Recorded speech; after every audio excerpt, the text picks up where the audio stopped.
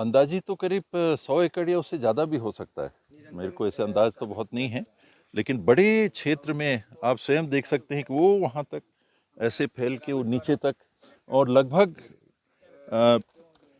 Gumla national highway तक, जहाँ सिसोदिया जी का पेट्रोल पंप लोग बता रहे हैं, उसके 500 मीटर तक का पूरा क्षेत्र एक के बाद एक काटा जा रहा है।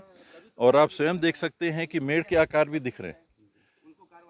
यहाँ कुछ नहीं है, जोत कोड भी ऐसा नहीं दिख रहा है, और मेड़ बना के लोगों ने क्षेत्र को आपस में बांट लिया है। ये रिजर्व फॉरेस्ट है, जो कलेक्टर ने 2016-17 में अन्य अधिकारियों के साथ सेटल भी किया, उसके आदेश भी हैं, और बावजूद उसके ये स्थिति बनी।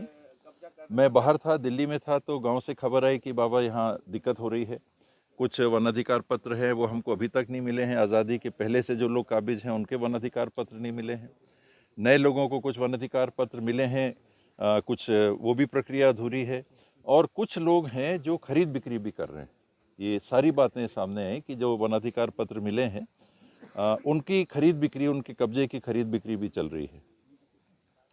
5 तारीख को सुबह ट्रेन से उतर के हम लोग सीधे बधिया चुआव आए और गांव के लोगों को मैंने बताया भी, समझाया भी कि एक देखिए, वन अधिकार पट्टा नहीं है, ये वन अधिकार पत्र है। पट्टा आपको अधिकार देता है खरीद बिक्री का भी, वन अधिकार पत्र में बेचने के अधिकार नहीं है, और यदि आप बेचते हैं तो ये ज़मीन वापस शासन को चली जाएगी। तो प्रजातंत्र के इस चौथे स्तंभ के माध्यम से हम लोग चाहेंगे कि लोगों के सामने सच्चाई कम से कम पहुंचे।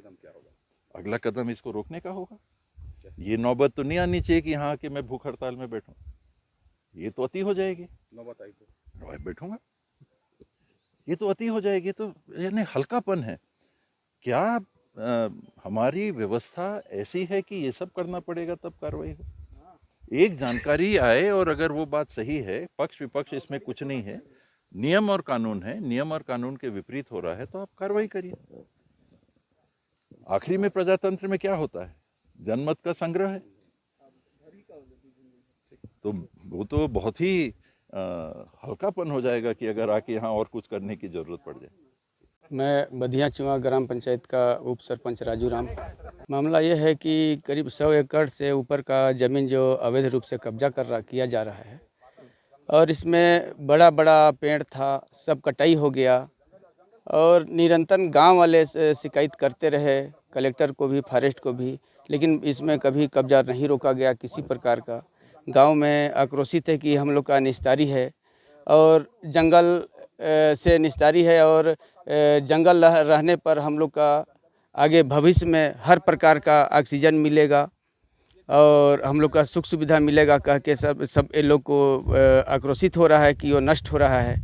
तो ये तो बड़ी मतलब थोड़ा सा गौर करने की बात है, और प्रशासन इस पर बिल्कुल ध्यान नहीं दे रही है। गांव के कुछ लोगों का कहना है कि जब इसको बराबर किया जा रहा था उस समय आप लोगों ने कोई उचित कदम नहीं उठाया? नहीं, उस समय हम लोग जब से शुरुआत हुआ है तब से हम लोग इसका विरोध करते आ रहे हैं, पूरे गांव के लोग विरोध करते आ रहे हैं, मगर निरंतर ये लोग का कब्जा जारी रहा।